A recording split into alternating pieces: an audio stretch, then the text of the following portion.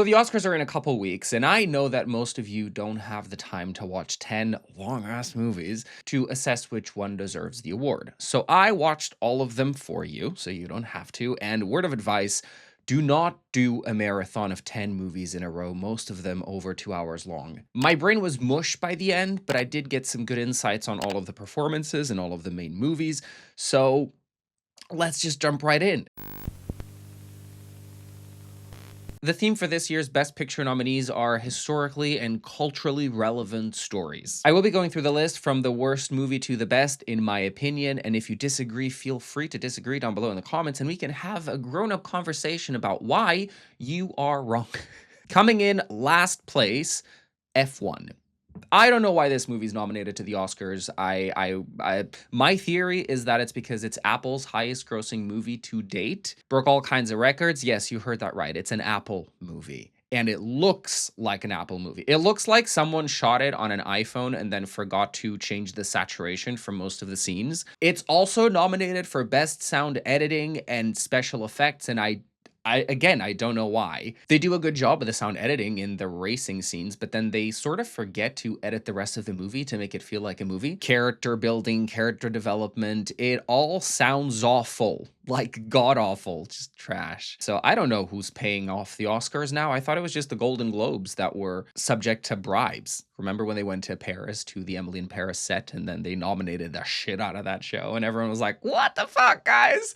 I think the Oscars are doing the same, because this is the only film on the list, well, maybe the next one as well, but this is the main movie that I don't understand why it's here. Should have been Sorry Baby, Hedda, No Other Choice. There were options out there, but instead we got to look at Brad Pitt's face for 2.5 hours. Would not recommend. Ever so close to last place is Train Dreams. This is a Netflix movie that they put out in cinemas for 2 weeks before releasing it on their platform.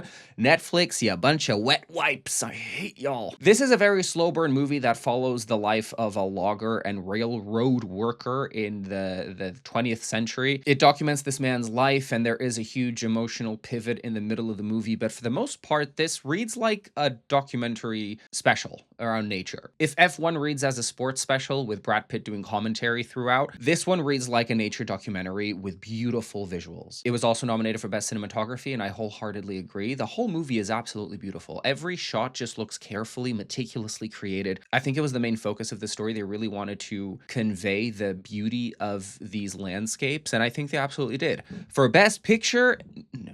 After that, I had to put The Secret Agent, and it pains me to put it so far down this list, but every movie after that was really, really good. So it was really difficult to rank them from here on out. But The Secret Agent, this is one of 2 international productions nominated for Best Picture, the only one that is fully in a non-English language. Being Portuguese, I know that Portugal will never be a contender for these awards, bless them.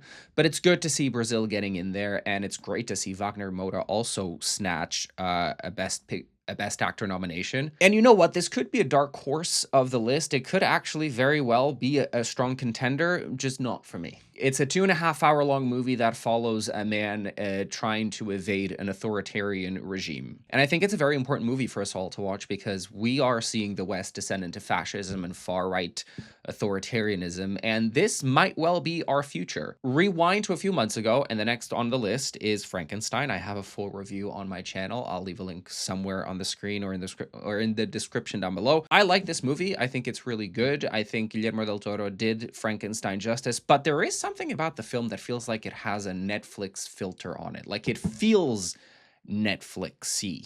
Does that make sense? I think I might be alone in this, because the movie got 9 nominations as well, which I was kind of surprised about. You know what it didn't get nominated for? Best Director. So, like, you nominated for 9 different categories, and you don't nominate the person that was overseeing the whole process. I don't know how that works, but yeah, Frankenstein number 7. Now, 6th place goes to a movie that I thought was going to be top 3 easily, and that's Bugonia. Bugonia is a remake of a 2003 South Korean movie called Save the Green Planet, and it's a weird movie. It's a collaboration between Yorgos Lanthimos and Emma Stone, a duo that has been storming the Oscars for the past, I want to say, 5-6 years. Everything they touch turns to gold, really. And the movie follows 2 conspiracy I've been trying to say theorists for like 5 minutes now, but it's 2 Men who believe that the CEO of a company is an alien wanting to invade the planet, so they kidnap her and they try to force her to put them into contact with her spaceship. Yes, it's as weird as it sounds. The cinematography is beautiful, the score is really haunting, and every single performance in this movie deserved a nomination, which is why I'm very surprised to not see Jesse Plemons in the Best Actor category. But nonetheless, the movie is just the right amount of weird for a Yorgos project, and I think that some people were a bit put off by the third act or even by the story in general. And to those, I say, well, it's just not for you. And that's okay. But I love it. I fucking loved it. And I think Emma Stone did another tour de force performance. I feel like Emma Stone is about to be the most decorated actor of any generation of all time. And it's really exciting to see her evolution, having been there since day one when she was in House Bunny. What is that? Is that like a Yoda thing or what?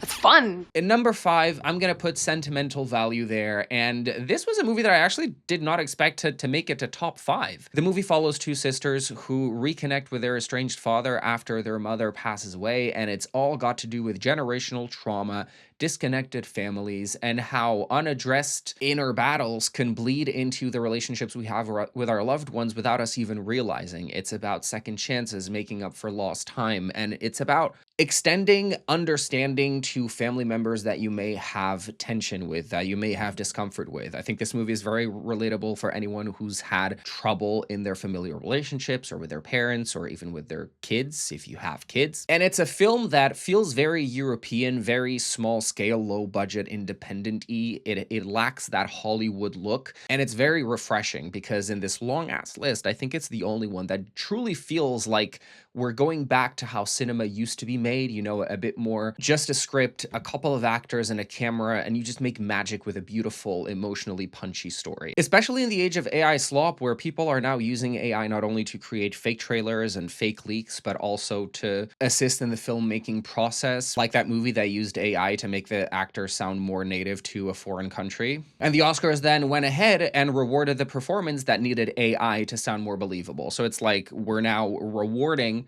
AI with Oscars. Hopefully we stop doing that shit. Knowing what I know now, I'm very surprised to put this movie in 4th place, but 4th place goes to One Battle After Another. This has been the main favorite to win the Best Picture Oscar, I think. Everyone is obsessed with this film, and I understand why. Technically speaking, the movie is brilliant, and you can really tell that Paul Thomas Anderson has a lot of experience under his belt. I was really surprised to have seen that he's never actually won an Oscar. I thought he had won like a bunch of them because he's constantly getting nominated, but he hasn't won. And honestly, I hope he doesn't win this year because he said at the BAFTAs that he's not a political person after he put out a highly political movie. Trying to find intelligent things to say in this forum wouldn't be, I'm not a politician, you know, but I'm a filmmaker, so I try to do it through the work. Yeah. I feel like we need to have a conversation with artists who go to these award events and just press conferences and refuse to be political. Like, do y'all not hear how dumb you sound? It's like all the actors have forgotten to do activism because they are so scared of losing their careers. They don't understand that by not speaking up, they're not going to have a career because the industry is going to go to shit. We're now seeing Paramount create a fucking monopoly of media in the United States. They're going to start controlling all types of films and series that we get to watch. They're going to start controlling the narrative that is put out by movies and TV series. And these artists, by refusing to talk about it, what do you think is going to happen to your industry, to your job, to you? Like, it's just, there are plenty of people that are in a very, very privileged position that could so easily speak up or do something, show support, but instead they just choose to stay silent. And then they go and do, oh my God, then they go and do ads for AI and betting companies and betting games, which brings me to, there's a betting company that actually contacted me to make a video about the Oscars and talking about betting on your predictions and gambling your money away, basically, because it's so fucking easy. You can do it from the comfort of your own sofa. And that shit's nasty. Like, do not do it. Do not engage with these gambling websites. They are allowing people to gamble on war and who gets to bomb who and how many people are gonna die. Like, it's sick. We are becoming so fucking sick. I feel like I'm going on a tangent, a rant, so forgive me if you're watching this just for the ranking. Just skip ahead. I'll leave timestamps down below, but this is pissing me off so much. Like, speak the fuck up! Neil Patrick Harris doesn't want to be political, but he had no problems headlining Pride Tel Aviv back when apartheid was already a thing. They all want to claim they're not political because being political right now means actually risking something, and they love being political when it's going with the grain, when it's the popular opinion. When it's fuck ICE, they have no problem saying fuck ICE, but when it's free Palestine, we're not here to do politics. We are here to do art, and art and politics just don't mix. Like, one battle after another is a highly political film. It literally talks about a group of revolutionaries who bomb a bunch of places to really, you know, it's dark woking this shit. And then their past catches up to them 16 years later, and technically speaking, again, it's a brilliant movie, but the plot itself, I feel like, got away from them a little bit. It's an adaptation of an existing novel, and I feel like some of the decisions were just not smart enough, and some of the action sequences just didn't make the most sense. I feel like the plot was working for the end result that they wanted, not necessarily watching characters acting organically. It just felt very, wow, I was expecting a lot more from what people were talking about this film. But it is there, number 4. Now, my number 1 hasn't changed since the moment that I saw the movie, but number 2 and 3, I had to go back and forth a little bit because I kept weighing them against different things, that one was better than the other. So, a close second, but not quite, in third place is Marty Supreme. Another film that I was not expecting to like as much as I did because it deals with a real-life person, or inspired by Marty Reisman. He was a table tennis athlete, professional, who won a bunch of medals. And the movie is basically him trying to get to the World Championship in Japan and everything he has to do to try and get the money for the flight. Y'all, Marty is as annoying as he is charismatic, and Timothée Chalamet actually really blew me the fuck away with his performance. And I kept seeing everyone really praise him for his performance in this film, and I thought, okay, they're just doing the Timothée Chalamet, you know, because he's sort of becoming Leonardo DiCaprio in a sense that he does a good movie and automatically he gets a nomination. It's just like, okay. But at this point, I feel like the Academy is really going to give him the award, because if they don't, I feel like he's going to explode. He's going to combust in the middle of the audience. But also, I really kind of think he's one of the more deserving ones of the list. And the movie's brilliant. It's fast-paced, it's beautifully shot. I feel like there's a lot of movies here that used film cameras instead of digital cameras, and it really shows the difference when you compare them to, I don't know, F1, the fucking ugly-ass nasty thing that I put in 10th place. Said 10th place. And my main criticism for Marty Supreme, probably reason enough to put this movie in last place, but I'm gonna be reasonable, is the casting of this piece of shit. I don't even know his name. I just know that I've seen him on the news, and his takes are always god-awful. I mean, it's the first lesson 101 for celebrity. As you rise up, whether you're a film star, music star, whatever, shut your mouth and just entertain. I think we need to leave these assholes in obscurity forever. For my second place, understudy of the year is gonna go to Hamnet. Another big surprise for me personally. I also did not expect to like this movie as much. This is a fictional retelling of the family life of William Shakespeare and his wife, Anne Hathaway. Yes, I had no idea that William Shakespeare was married to a woman. I really thought he was gay. I thought like that was the secret understanding, that we know he was a fairy, but we just don't talk about it because he was never like out. But apparently he had a wife and kids, and some of the events of this film are historically accurate, including the death of their son Hamnet, which at the time could be used interchangeably with Hamlet. Also, the fact that William Shakespeare wrote Hamlet shortly after his death is also a fact, and the fact that he also bought the biggest house in Stratford, which is up north in England. Everything else is imagined. It's a fictional retelling, and all I can say about this film is Jessie Buckley is taking it. What a fucking performance. The movie itself is fine. It's beautiful, it's emotional, it's really tragic, and it made me sob like a baby a few times. But I think it all comes together because of how magnetic Jessie is on screen. Her performance completely floored me. It reminded me of like those performances that you watch and know they're just gonna win the Oscar that year. They're just that undeniable. The first one that comes to mind is, for example, Charlize Theron in Monster. That remains, in my opinion, the best performance I've ever seen by an actor of all time. But Jessie was so good that she made Paul look like an absolute amateur anytime they were both on screen, which brings me to my one point of criticism in this film is I think Paul was miscast. And I think I'm in the minority here, so please do not scream at me in the comments. I know how unpopular of an opinion this might be, or a hot take, if you will, but I didn't like him in the movie. There were a couple of scenes where Jessie was just like acting her ass off around him and he was unable to keep up. And then even when he had his emotional moments, his cathartic moments for his character, I just did not feel half of the intensity or of the connection, the emotion that I felt from Jessie. So though people say that Paul was snubbed, I don't think he was. I also think there was a case of category fraud. I think they tried to put him as a supporting actor to increase his chances of being nominated when others argued that he should have been a main actor. I argue neither of the awards were going to go to him because I don't think his performance was worthy of an Oscar at all. The snub of the film, though, I think comes in the form of the kid that played Hamnet. Y'all, I can't remember the last time that a little kid that young delivered such a knockout performance in a couple of minutes that had me crying my eyes out. And I'm not particularly a fan of English period dramas. I just can't get into them. It's just not my style at all. So for me to be recommending this as much as I am, trust me, you're not going to regret it. If you don't watch it for anything else, watch it for the performances. And Chloe Zhao as a director, my God, like if they don't give it to her or Ryan Coogler this year, I don't know, the world, I might scream. But in first place, to I hope no one's surprise, goes to Sinners, 100%.